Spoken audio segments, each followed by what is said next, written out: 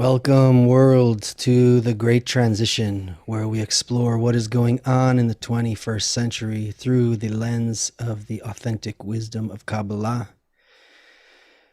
Hello, Asaf. I'm here in the Yes. States. Asaf, you are over there in the Middle East, in that Yeah. tiny pimple of a country called Israel, with some connection to the authentic wisdom of Kabbalah. Uh, Good to be back. Good to be back. yeah. So we were Hmm. here. We were not here last week. You were dodging rockets, and then the week before Right. that we were here, Still and dodging then the week rockets, but less frequently. Yeah. and then the week before that you were away on a father-son trip with some friends, right? So Right. we have seems like Right. forever. Oh, and we also had a broadcast issue on the TGT channel. So it's been a while since we've been on the TGT channel. So hello everyone who is here on the TGT channel, the Great Transition channel, and hello everybody over at Kabbalah Info. I see already we have some friends from Hey Kevin in Spain, and Julie in Utah, and Yetzi in the Netherlands, and Shannon in Toronto, and Patricia. Okay, great. So we are looking at what is going on in the world through the lens of the wisdom of Kabbalah, and a lot is going on in the world. There is a lot to talk about today. Um, when we look at reality, when we start to study the structure of reality, we come across these things called time and space and motion, Hmm. and then we come across some endless, infinite reality, all the way at the top. And so, all the way before anything happened, there was just endless fulfillment, but nobody could feel it. And then, in order to put all this into motion to create a creature, there was all these processes. And um, in reality, what we learn is that there is only this endless light. For us, though, in order to feel anything, there needs to be these dimensions. There needs to be up and down. There needs to be right and left. There needs to be yesterday and tomorrow. There needs to be all of these things. But the process is always the same process. And this body of ours gets to live for maybe 100 years now. With science, maybe we'll even live more. But then this body goes away. But after this body goes away, that energy, imagine that inside of this body, there's some essence that's moving through time. And it just keeps clothing. And then that clothing, that body goes off. And then another one comes on. And then it goes off. But the energy inside is just moving through time. And when Asaf, we study about this, we talk about it all the time. But the story is coming to life again. This same thousands of year old story, this same kind of battle um, is taking place. It's moving humanity in a certain direction. Um, it's one thing to study about it and talk about it. And we Hmm. talked about the virus, and we talked about the pollution, and we talked about energy, and we talked about all these things. And then you, my friend, are sitting there, and we couldn't broadcast last week because you were under fire, under rocket fire. What is just what is that experience, and what is that experience as studying about it, talking about it all of the time, and then not only are you a teacher and someone who's in this wisdom for decades already, but now you have to grab your kid in the middle of the night and dodge rockets. What Yeah. is how did That's what is pretty that? much what it is. That's how is it like? Well, on one hand, like for everyone else who has to go through such an experience, it's scary and threatening, strange. Um, but with another perspective, like from a kabbalistic perspective, you go through an internal state as well, I would say. But yeah, I don't know. What do you want to So tell you're me? Tell me what do you want to know? you're sitting there having dinner, Yeah. or you're already asleep, and then all of a Hmm. sudden a siren goes off. And does everyone sleep in the same room so it's easier to grab everyone? Where do you go? Yeah. Well, What do we you tell your kids when okay. you're, you know, Hmm. Yeah, yeah. yeah. So Okay. first of all, There's just to take me back, are you eating dinner when the sirens go off? Are you sleeping when the sirens go off? can Are you happen. going to the bathroom? Yeah, all of the above. All of the above can happen at any time. Yeah, basically, it's this is the situation. You know that your country is basically at war, and at any point of the day or the night, there is when there's a siren that goes off. Basically, we have seconds to go How many and seconds do you have? it depends where you live, but generally 30 seconds, maybe in if it's a better scenario than a minute, something like that. And then yeah, and then you need to grab your family and whoever's with you and go to take cover if you have cover, basically. The best cover is bomb shelter. Not everyone has a bomb shelter. I don't have a bomb shelter to go to. So I actually what we do in some in some situations like mine is you go to like a more internal kind of room or a stairwell. So it's a stairwell in my case, and you just go and grab. So you go on to the bottom of those stairs there and just kind of hide under Kind the of, stairs. yeah, kind of. If you have that, yeah, yeah, basically. So we're just like You sit my there. So how wife long do you have and to three sit there? kids. Just you stick to we stick to the wall, and Do you bring uh, snacks? Like how long do you have to stay there for? if you the you have to stay at least 10 minutes after the siren goes off. You typically you hear booms, like you hear the because you hear the rockets exploding uh, over your head in the sky. If it's a in the good case scenario, the bad case scenario is that they explode on the ground. If they explode in the sky, it means that they were intercepted by the Iron Dome, and then you hear a boom, and depending on how close or far it is, basically in most cases, like the house shakes, like the windows are shaking, and it's a scary thing, especially for the kids. Yeah, that's basically the situation. So you have three little ones, right? Your son is the oldest. You have Yeah, my he's what, son, my 9, 10? yeah, my 9-year-old son is, he already understands and feels what's going on, and he can, you know, he gets it. He understands what's And happening. your middle daughter's how old? My daughter is 6 year old. For her, it's more like, she doesn't fully internalize what's happening and what may happen, which is which is potentially a good thing in terms of keeping everyone calm. And then I have my baby, Your little baby. right, who's like 1 year old, and my wife, of course. And then yeah, yeah, so it's an interesting experience in terms of looking at these developing minds and how they each perceive and digest what's going on. Yeah. So only your son kind of gets okay, we're going to hide from rockets right now. And the middle one understands that too, but she's not that, like, I don't it looks like she doesn't conceive of the idea that something actually might happen. Like she's still like we're standing there, like all five of us like smushed together next to a wall. And it's dark there typically, as well. So, and she would go like, "Oh, the daddy, mommy, I don't have room here." Like, she's annoyed by it. Like, that's the kind of Mm. mentality of a 6 year old in that situation.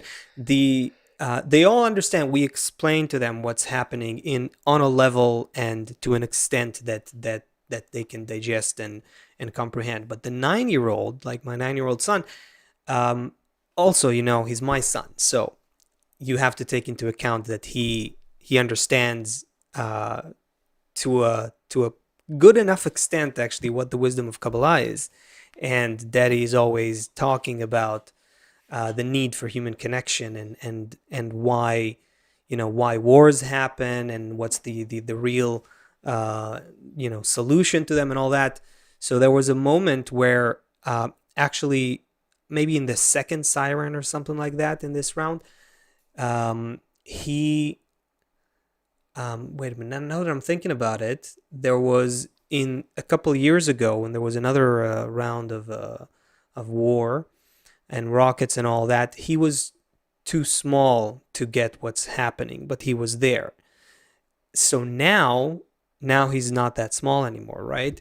So he and given all that this stuff that he hears from me about why things happen and all of that, and so he goes in the second siren or something like that. There was a big boom, and everyone, like, the windows are shaking. It's scary, scary. Like, my wife is holding like the baby and close to her and everything.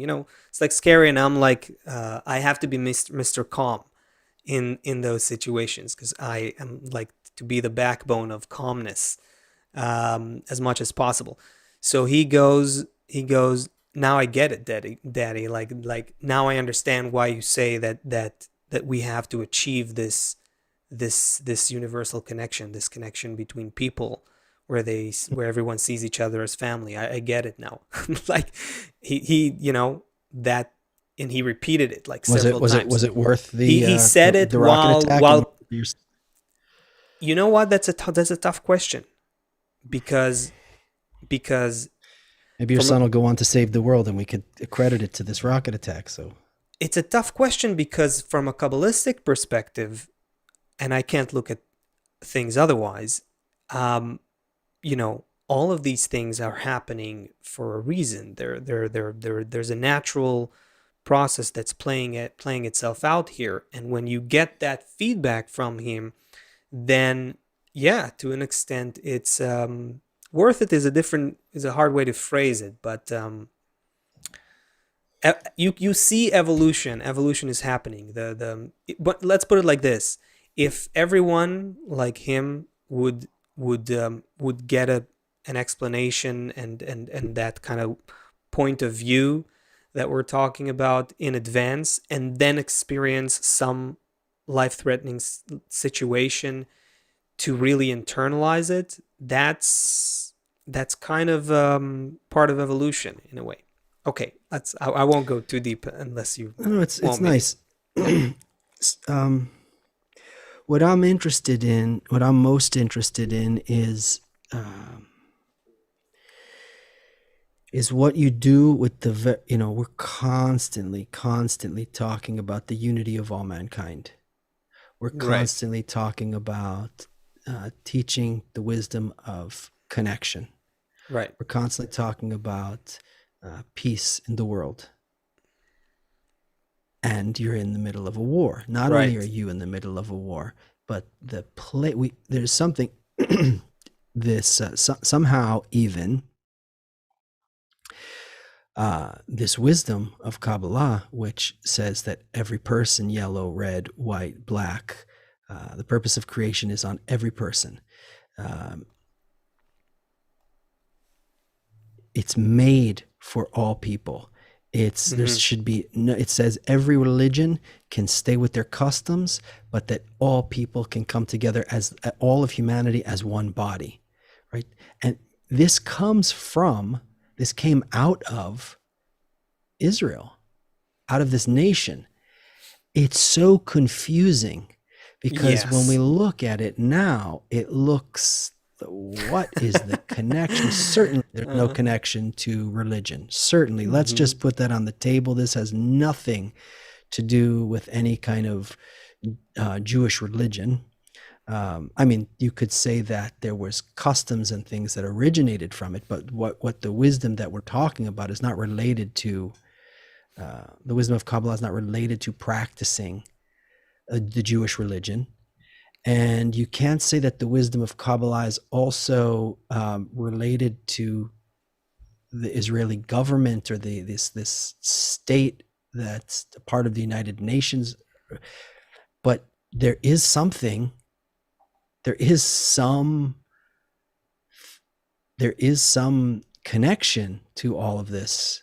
Mm-hmm. And I think that, at the beginning of the show, we said that there's this We talked about reincarnation, about this energy, this soul of humanity that's moving through time and awakening to understand who it is through the generations. Somehow there is, I would it be helpful to kind of understand what is this connection somehow between disconnected? between the wisdom of Kabbalah and the what we know today as the Israeli people, the people of Israel. Something like that. Something like Um, that. yeah, I think that. Well, obviously, this requires explanation. How do we want to go into that now? Like how deep you want to go into it? I want to go all the way. All the way? Okay. Um, well, the wisdom, like you started, the wisdom of Kabbalah is a universal wisdom. It's not. It has nothing to do with nationality, religion, culture, language, mentality, um, and definitely it doesn't matter, where you were born or who you were born to, in terms of applying this wisdom. The history of this wisdom has to do with, or the other way around is actually more accurate. The the little known birth story of the Jewish people has to do um, with the evolution of the wisdom of Kabbalah. So the wisdom itself predates Judaism, and um, it's a universal wisdom that comes 2,000 years or something along these lines before You that. might be surprised to know. But It'd be great to have a Jewish audience and be like, you might be surprised to know that Judaism comes from a Babylonian priest. yeah, but so I just what I did now is I gave a context to the connection, but I don't know if you want me to open it up now, because our title for today is there a way out of the endless cycle of war? That's Well, that's our promise understand for what today. I Are want we to gonna understand. First of all, are we gonna do good on our promise? I first want to understand in order to get to a solution, because here's the thing. You ever been in a fight with your wife? Sure. Every couple of days. In a healthy Okay. relationship, it should. Okay. Okay. Don't lecture me, would you? What I mean is sometimes when you get in a fight with someone, you stand your ground and they stand their ground, and you both justify yourselves to the end of to the end, right? And um, there's all kind of systems that actually happen when we get angry. hmm The thinking part of our brain shuts off, and we Right. just start acting way more Stupid. instinctually, stupidly. So when we get Yes. angry, we start Yes. acting more stupidly. Yes. Um, Correct. yeah. So to just start talking about, well, the Jews this, well, the Palestinians this, yeah, but they're terrorists, yeah, but they have more weapons, yeah, but they get money. It's endless, and it kind of, even you take the smartest people, they're both going to have plenty of points of view back and forth and back and forth. And Yes. by the way, do you know what language they speak in South America? It's a giant continent. You know what language they speak there?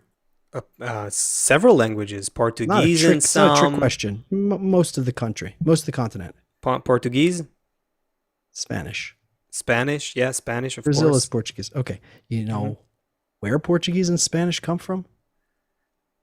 Um, Europe. I'll just tell answer me, quickly. They tell me. come from Europe, Europe. Europe. Yeah, Spanish comes from Europe. Europe. Yeah.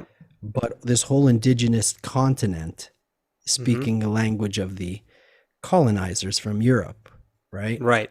Oh yeah, like Okay. yeah, this phenomenon you Yeah. see Okay. you see in Th- Morocco th- speaking French and yeah. okay. The country that I live in, the United States, hmm this was also native lands. There was people here, right? hmm Now we all speak English. Okay. So pretty much the whole world has been conquered by somebody else, and is speaking somebody else's language. So even the thing that's going on in it, well, who was here first? Were the Gazans here first? Were the Palestinians here first? Were the Israelis here first? Well, if you go back, the Turks were there. If you go back before that, the Romans were there. If you go back before these ones were there. If you go back before these ones there, you go back Hmm. before that. It's everything belongs to the cows or the ants or the cockroaches or something. It's like the Yeah. point is that okay, Yeah. so give that land back to whoever was there first. First starting when? First starting 500 years ago? First starting 1,000 years ago? Give this land back to the Native Americans that were here. But which tribe? Because at one point this tribe was here. Before that, Hmm. another tribe was there. And then this tribe took over that tribe. And then the same thing, So if the Mayans killed the Incas or the Incas killed the whatever, who gets everything? So there's plenty of problems. Actually, there's plenty of problems that are impossible to solve Hmm. because this is actually nature performing all of this according to the wisdom of Kabbalah. Nature is developing this, and we're looking at it and we're naming all of these things as good or bad or in a certain way. But if we looked at it more, how nature develops, how nature developed the planet Earth, how nature makes plants and animals develop, there's constant battles going on all the time in the jungle about who's eating who, about who's sleeping where, about what's happening where, right? So there's nothing very unique about this except the language that we put on top of all this. So to just kind of go to what's going on in the newspaper today and speak to that, you know, the Yeah. horses say we belong here, and then the grass says no, we were here before the horse, and the horse keeps coming and chewing on us, and then it's endless if we look at it from there. Yeah. But if we can, so Hmm. I don't want to. I want to solve it with you today in the next 40 minutes. I want to solve all of the problems of this war in the next 40 minutes, but I want to understand what the real problem is. Right. I would say, to continue on where you started, we need to look at war in a different way. If we look at it from a very human perspective, where we are now, and the story I told you about how it feels on the flesh here, and there are people who had horrible experiences on both sides. That's like the personal, subjective perspective through which we see the current state of affairs, right? And then there's people, like you said, outside in the world who are not necessarily in Israel or in Gaza right now, and they have their own opinions about what's happening. But one thing we're seeing, um, not just in this war, but maybe this is like the go-to example, this Israel-Palestine conflict, is that um, it never ends. It never ends. Like you said, who was there before and who was there before, and if you go to, and throughout human history, we see this endless cycle. We constantly go back. There's constantly war. There's war, and then it stops, and then there's another one. It stops, and then there's another one. And the means of war and the way in which it happens maybe changes and maybe becomes different in terms of the weapons we use, or the platforms where it takes place, but it always is taking place. And if it's happening all the time and it's an endless cycle, then maybe we need to look at this phenomenon in a different way. And if we go to nature, if we look at what's happening on the other levels of nature, on the still level of nature, the vegetative level of nature, the animal kingdom, war is everywhere. There's In there. fact, in fact, Yeah. wherever you see a Mhm. volcano, Guatemala, Costa Rica, Exactly. these are big Yes. tourist attractions. Everyone wants to go and see Mm. it and hike it and look Oh, at I all thought of the I thought you were going to wildlife say that that's war too. That is. that is war. Yeah, But that's exactly. exactly war. It kills a lot of plants and everything. But So, what happens is it becomes a really lush place, and everybody wants to go visit it because there's a different perspective on what's happening because we're above the lava. We're above right. rocks, so we can kind of look at it, understand, oh, the lava falls, it burns this, makes this happen. Then you get Hawaii and all these nice things. Hmm. And so I'm above it, so I can understand that war. Right. So We're let in the war right now. We are the lava right now. It feels very uncomfortable. Yes, when we're in it, when we're outside of it, we can even see that there are some productive, you can say, evolutionary results coming from the act of war. Let's redefine war, shall we? No, don't. Push people's Okay. buttons a little bit and tell me actually just go for it without trying to apologize every five No, seconds. I I'm not saying don't you want are, but to. I'm saying no, it's a problem we have because we don't want to sound, you know, well, you're talking about the benefit of war. Oh, well, he thinks he should be. No, but we have No, to but get it out. we need to put it in a new context, is what I'm saying. Like when you uh, when you think about how planet Earth was created, and there's this beautiful quote from Kabbalist Bala Sulam also, who mentions it, how there were eons of terrible wars between the cooling force and the heating force, and how all these gases that were before the planet was actually made as a planet, how they were fighting between them, and each time the cooling force was winning, and then the heating force was winning, and more war and more, and then a different change, a different balance of forces, until there comes a point after billions of years of war between these forces. There comes a point where they achieve something called homeostasis, some situation where there's a crust that is made, and inside of it there's warmth, there's this hot lava inside, but there is this cool crust on the outside, and that enabled biological life on planet Earth. Without that horrible war, we wouldn't be alive at all. And then if you think about all of nature from this point where there's biological life, all of nature is this constant war or battle or conflict or clash between these two opposite forces, whether it's protons and electrons in the atom, or whether it's the cooling force and the heating force, male and female, and how they appear in different processes. It's in your biology. It's right there. When you're even your muscles work with these two opposite motions. Your blood vessels, they expand and they contract. Think about what happens when a baby is born. It's all of these labor pains that someone who's delivering a baby is feeling, that the mother to be is feeling. That is basically war that's happening inside her belly. When you go to the supermarket to choose something you want to get for yourself, there's a war between your thoughts. Should I get this or should I get that? And then one thought of at some point wins against some other thoughts, and you get the whatever it is you're getting typically. So there's if we look at it as a natural process, as a natural dynamic that's happening, then it's inevitable. Then war is inevitable. And what we see as humans in human society, us going to war with each other between nations and countries and people and so on, that too is part of nature. And that makes you think, it sounds even worse, because then it's like, oh, so if war is inevitable, then what can we do with it? Then, it's inevitable, and it's something nature needs to develop us. It's something that needs to happen for us to evolve. Well, that's Well, a we're always that's a we're always crappy talking. plan. That's a bad Yeah, plan. Who designed this nature, right? we're always talking about peace. We're always talking about unity. Right. We're always talking about connection. Mm-hmm. And somehow I want to understand what this has to do with Israel also, if it's possible. Um, what what is interesting to me, we dealt with in the summer of 2020, we dealt with a lot of riots in the street here. Mm-hmm. Um, and now summer of 2021, well, we're not in summer yet, but there's starting to be riots, not riots, but protests and things in the street again. Mm. Um,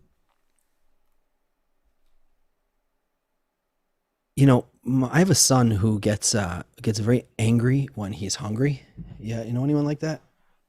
Yeah, actually, I think my son Okay, has a similar. It's very natural though. I get angry if so I'm hungry. yeah, me too. So you know, so there's many times when I've been like fighting with him about Mm. something, and then I realized if I can just somehow, Feed him. and I can't, but I can't, right? But I can't be like eat something because he won't do what I say.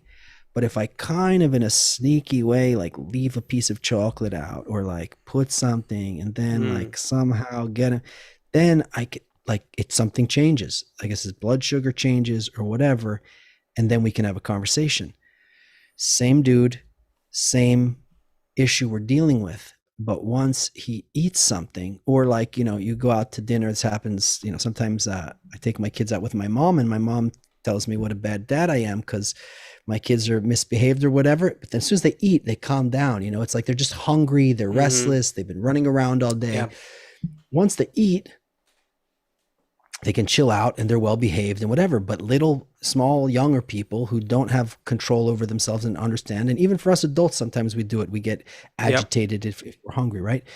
Yeah, So here you we take might have more control over it, but maybe. we definitely get angry when we're So hungry. Yeah.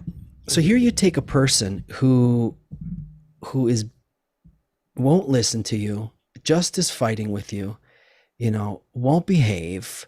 My mom's getting mad at me because of it. I'm annoyed because, and then as soon as they eat a sandwich or a piece of pizza or something, like the whole energy of everything changes. We're fighting before. Sit up in your seat. You're not, I'm going to take your phone away if you don't sit up. And then they eat, and then the energy changes. It has nothing to do with the mind. Mm-hmm. Nothing to do with the mind. You can threaten them. I'm going to take your phone away. I'm going to do this. You're Mm-hmm. going to go to bed.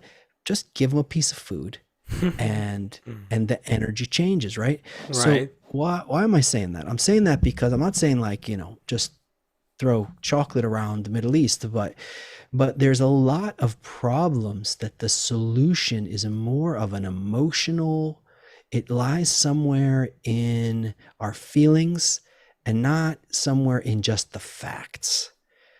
There Mm-hmm. and so last summer we had these riots because people, I would say that it's like that kid who's hungry, they're like fed up, they've been home, they're agitated, and they don't have anything to satisfy this emptiness inside. And here's some outlet for it. And now this summer, again, we got people going out into the street again.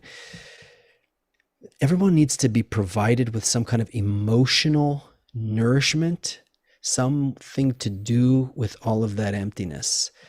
Um, and then it overrides the mind. It overrides the fact that I may have to make a concession to you because you get the house in the Middle East and I don't.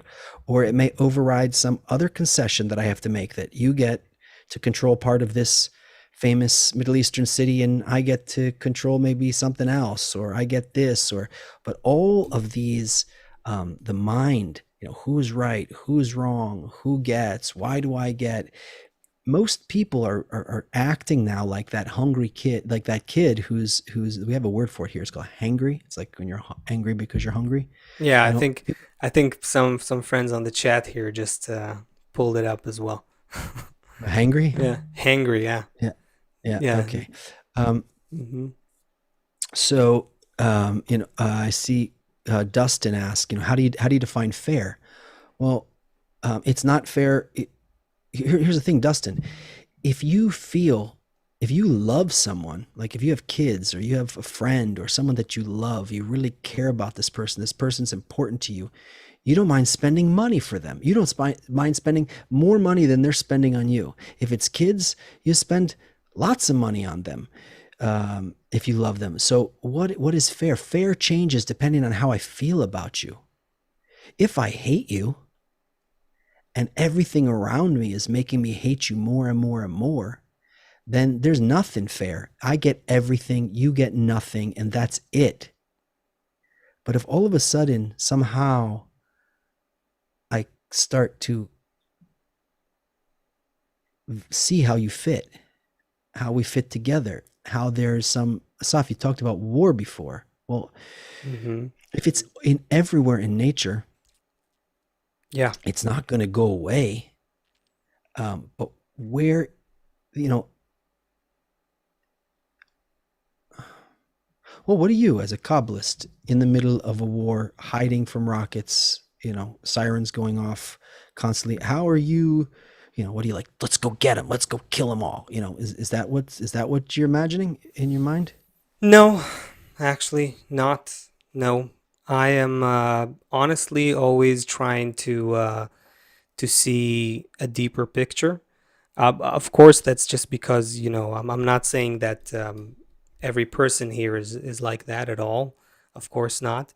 But I can't help it. I see the world through, through a Kabbalistic prism.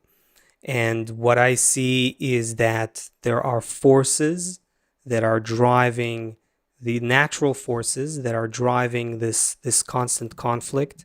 And as I said before, it's everywhere in nature. I see Debbie there got upset that I said that delivering babies like a war. I meant that there's always opposite forces. Now, and that's an important point for me to clarify, not just because of that example. There's always opposite forces that are delivering the next stage of evolution. It happens in the womb as well. There are two opposite forces. But by the way, Kabbalist Baal Salam talks about it as well. There's so in mankind, there's always two opposite forces, and sometimes they appear as war, as the physical violent act of war between with weapons and so on. Now, what I'm seeing is this clash of forces has to happen. It's the nature of evolution. It has to happen, but does it have to happen in this way? Do these forces have to manifest, have to take the shape of a physical, violent war between people, or we can experience that clash in a completely different way and avoid war on the face of the planet between countries when militaries and so on, avoid war altogether.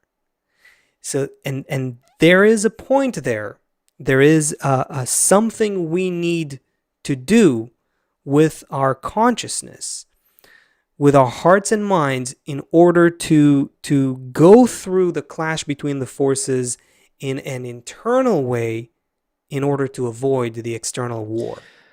When I when That's you really what I'm thinking about these days. That's what I feel, that every rocket that is coming here, or every airstrike that is happening in the other side. What I'm thinking about is we're all falling behind in terms of containing these forces and letting them evolve us in a conscious way, and that's why they erupt on the outside in an external way. I don't know if you wanted me to yeah, go I, in there, I have but yeah. that's very nice. I have such a personality uh, where something's just rubbed me so wrong, and I get so annoyed. I have one such person in my life that I get, that has an opinion. I really love this person, but their opinions are so different from mine. It's like so difficult to have conversations. I feel like there's nothing we can agree on. Mhm. Um, but we had Guy Itzhakov on our show before. He's like a Right. PhD in listening. In listening, Listening, yeah. I think right. Yeah, listening. He did a Very talk. cool. Yeah. He did a talk, I think Sunday, that I heard for a group here. It was online, and his he does listening workshops with, I don't know, big companies and all kind of things like that. They've done all kind of different studies. When you actually listen to a person, pay attention without your phone, without being distracted, when you just listen to a person, that person becomes more. There's all kind of science, and anyone here who's interested should look up the science of listening and how it affects the one who is Yes. being listened to. Yeah, So for me to listen to this person was a war, probably worse than the war between Israel and Palestine right now. Yeah, Because you no, only no, have to no. deal with I that hear from you. I time to hear you. time. I have to I deal with this all the time. I hear you. um, I understand what you but mean. when Yeah. you can bring yourself to listen to somebody else's opinion, let them exist. give them a place in the world, in your consciousness, where that person can exist, they change. Mm-hmm. I didn't say I change. Yeah, yeah, yeah, They yeah. change. When When you yeah, start to listen, when a person feels listen to. listened to, Yeah, they become less entrenched in their views. Their the again, our friend, we should bring him on sometime soon, maybe to talk about it. But he has the research that to show that when we feel listened to, we are more flexible, more receptive to other views. We are hearing the others better. It's a dynamic mutual process that's happening. And if you think and about that, and if you think about how much listening is missing in our society, that so the just makes old one, the sense. other Yeah. side of the spectrum is I hear something like what happened. There's so many examples. I don't even want to give one about one side or the other, but I hear enough. It basically, when you don't listen, it comes to it comes to clashes. It Mm-hmm. just, I don't have any room for anyone else, and I just want to punch him in the face as hard as possible, as soon as possible. So on one side, I don't listen, and I become, all of that energy builds up inside of me, and I just need to launch a rocket, punch them in the face, or get killed myself. But this needs to end in a clash. On the other side, somehow I perform this battle on my ego, whatever. I say no. I put a what's it called that you put on a horse? A rain?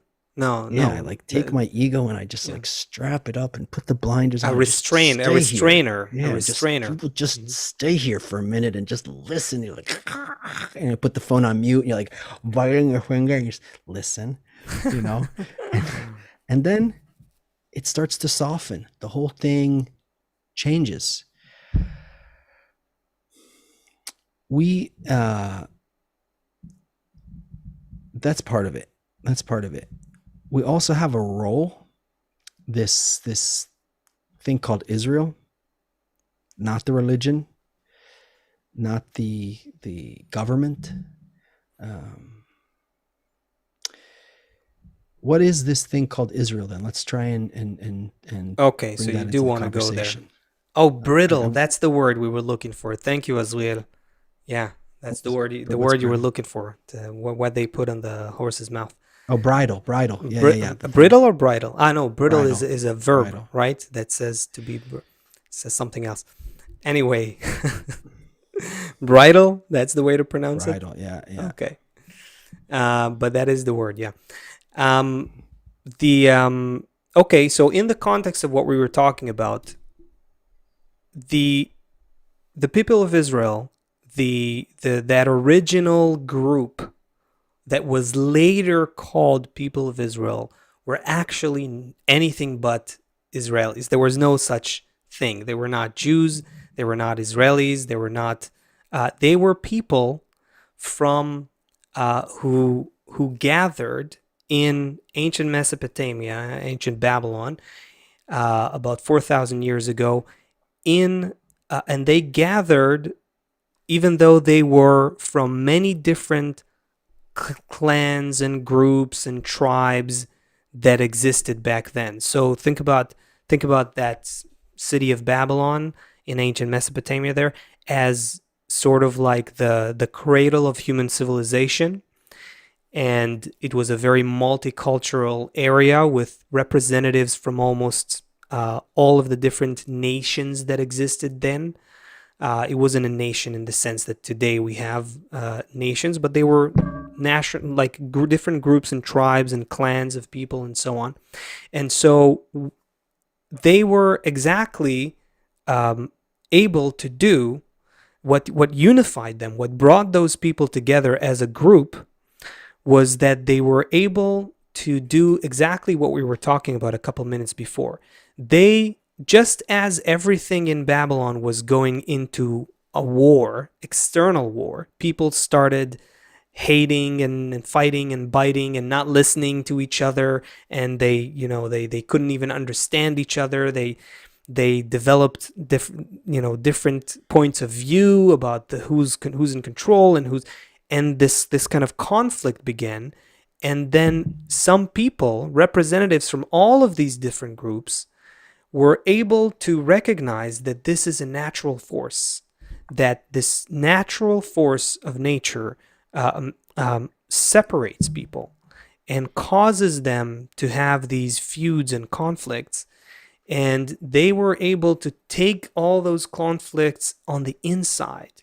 They understood that if we manage to internalize the conflict, and that each and every individual sees that as their inner work to go through that conflict internally and rise above it, to discover deeper unity, greater oneness, greater universal connection between people, then these conflicts will. Hold on. You just made a jump, which I didn't follow. They're gonna how are they gonna achieve universal what? What happened? People started fighting together. People started fighting. They couldn't understand each other. They started hating each other.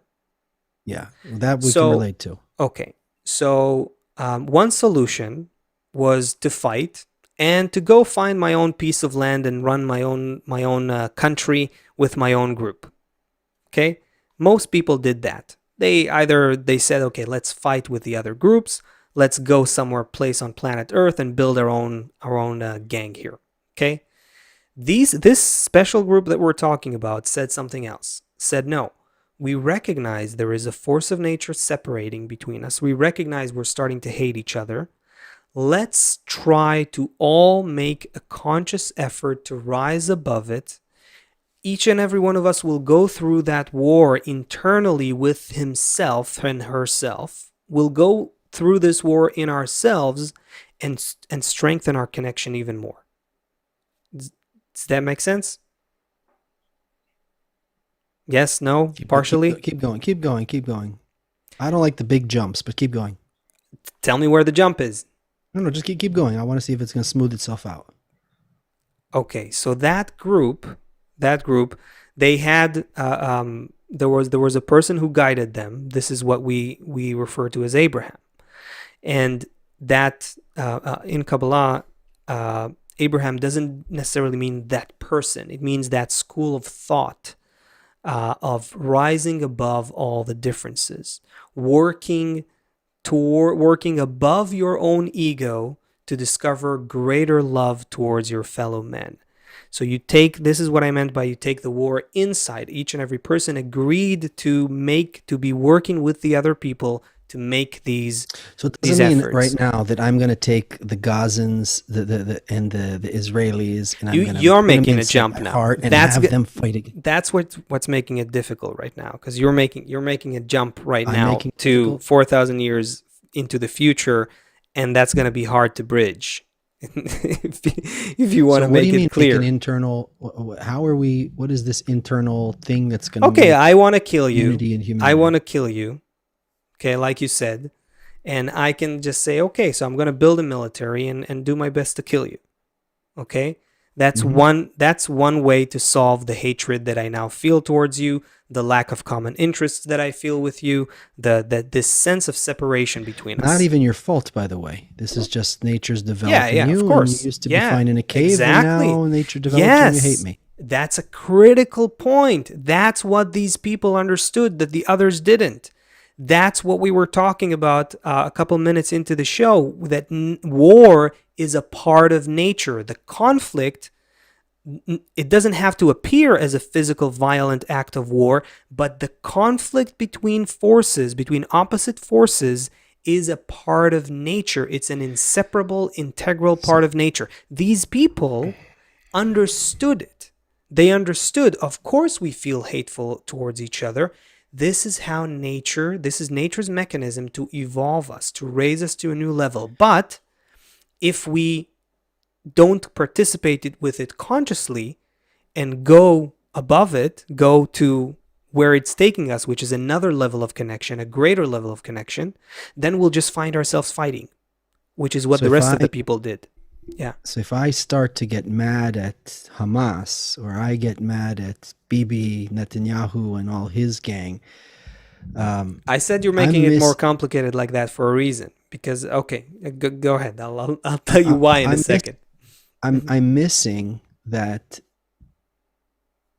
these people used to be cavemen and they were happy as cavemen, and then they developed and they had desires inside of them for one reason or another, and it's really not, none of them are really even to blame. They don't have any control over these desires that are arising inside of themselves.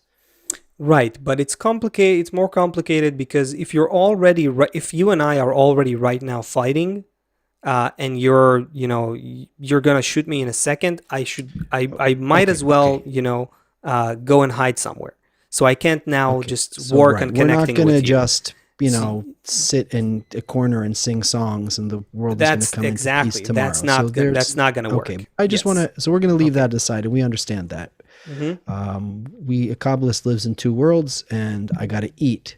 Right, I need to go to the bathroom. I need to shower, brush my teeth, and if someone's coming to kill me, I have to either run If a away or war is protect already myself. happening, if a war is already happening, you need to protect yourself and you need to strive towards finishing it and finishing the war so you'll Okay, stop fighting, let's you know? leave this level aside, but I want to understand um, the program here, the essence of where is this war coming from, and where is the solution for this. The war is coming from nature as a mechanism of evolution. Every level of nature goes through war all the time between opposite forces. In mankind, these opposite forces also exist, driving us to our next level of evolution. But the solution to this endless cycle of clash, of conflict, we're not going to change. That's not going to change. Plus and minus have been creating planet Earth and everything on it and all of evolution for millions and billions of years. It's not going to stop. But the human being has a conscious role in this war of opposite forces. If we become conscious of this and we begin to experience these opposite forces within us, and we find a way to bring them into balance within us, inside of us. Every person has to find that he has a positive force and a negative force, that he has an egoistic inclination and he has an inclination towards unity, towards connection.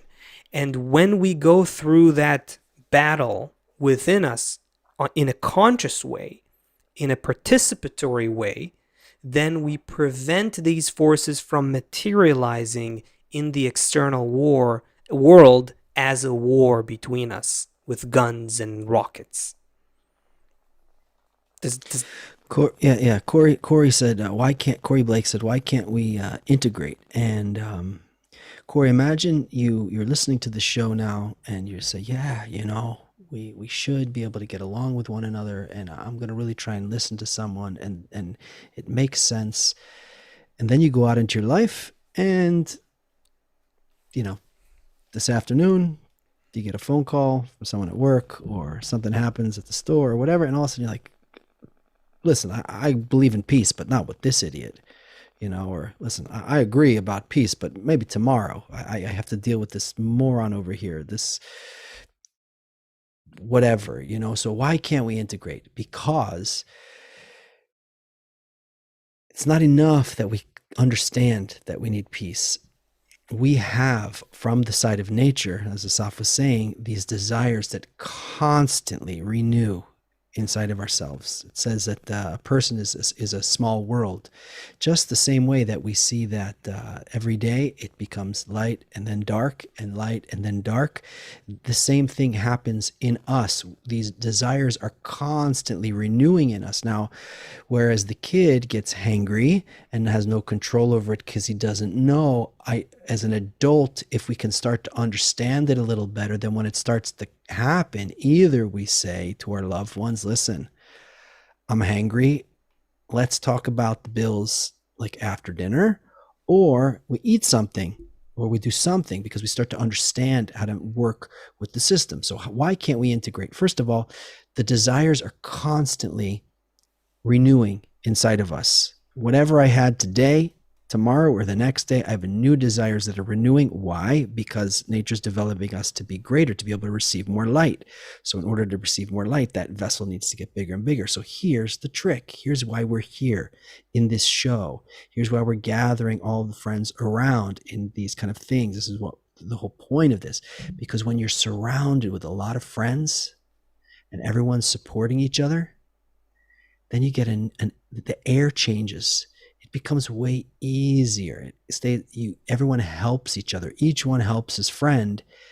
And then even if I'm a little down, they all help me up. Or also, there's a different spirit that makes you forget your problems. If you're at a concert or at a big sports, stadium or something like that, you know what I'm talking about. You start to feel some spirit in the air, some energy in the air that's bigger than anyone. So now if we can generate and help each other, each one help each other, then this starts to take on, instead of having the riots like we had last summer and the protests that we're having now, or the rockets flying, but if all of a sudden, it doesn't matter how different we are, but if we start to have this kind of spirit that these people, the beginning of this nation of Israel had the same kind of spirit of people from all these different clans and all these different tribes, but have some, what would you call it, Asaf? What do they have that they can share together to build together? Maybe intention is the word. Is the word What we're would be looking the for? intention? Everyone here we're gonna leave in 4 minutes, and we got people from all over the whole world here. Everyone's gonna go. What is the intention that we keep through all this, right? None of us is going to be firing rockets, and none of us is going to be able to speak to the head of Israel or the head of Hamas to tell them what to do. But what can we put into the network of field of thoughts? Yeah, exactly. We, I would say, would have to add everyone who's listening to this and hearing this, getting it, is conscious of what we're talking about.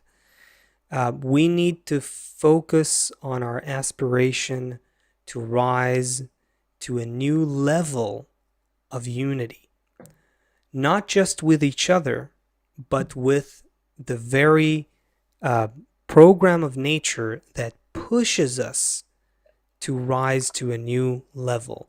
There is an intention behind all this madness, behind all this craziness that we see in the world and right now in this area of the world. Behind all of this, there is a force of nature trying to lead us to evolve to a point where we can actually feel that we are one.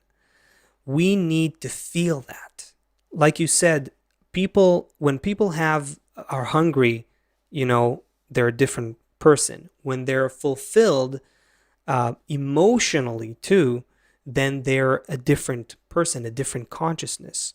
There is a sublime emotional fulfillment that will come from discovering our oneness.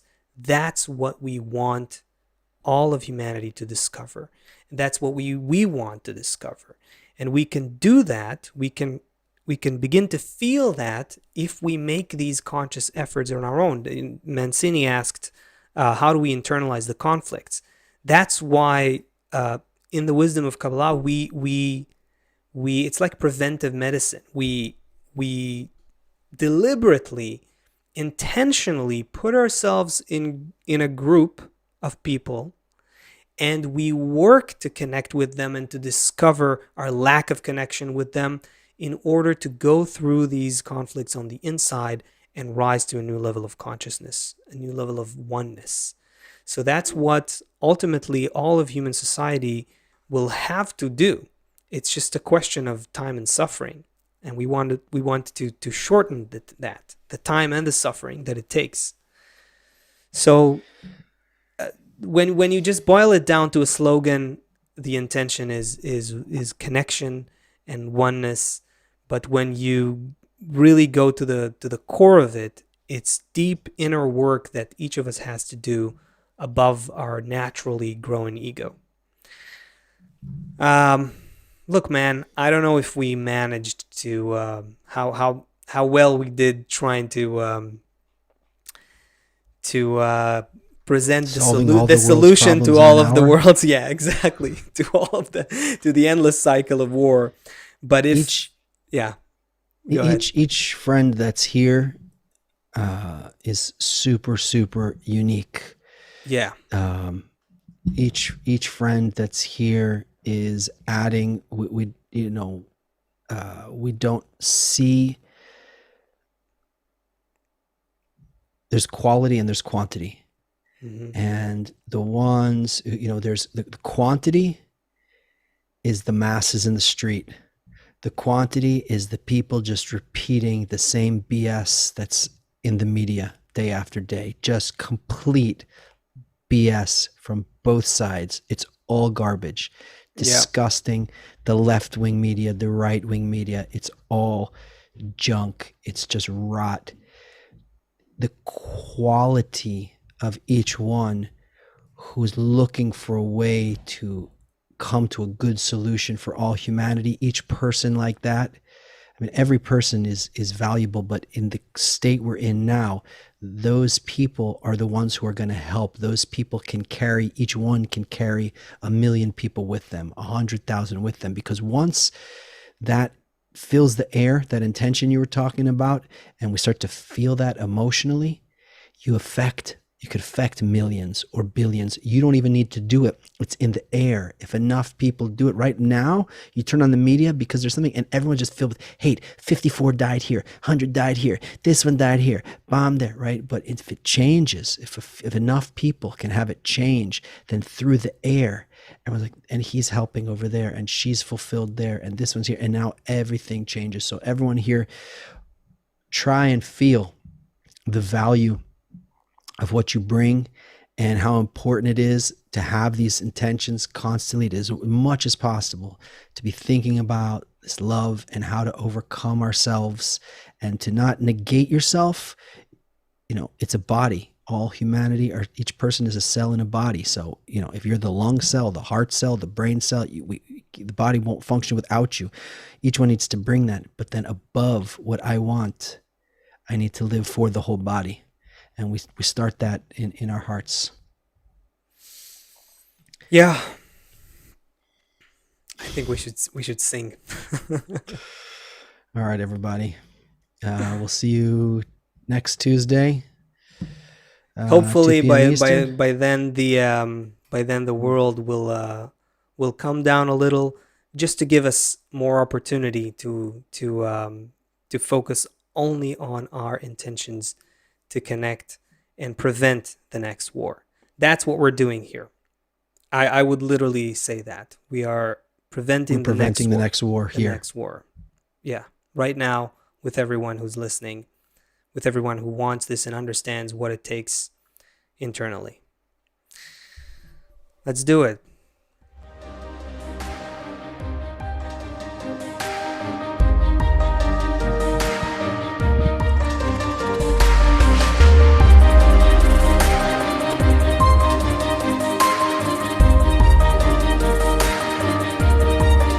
For you, there's a flame that burns.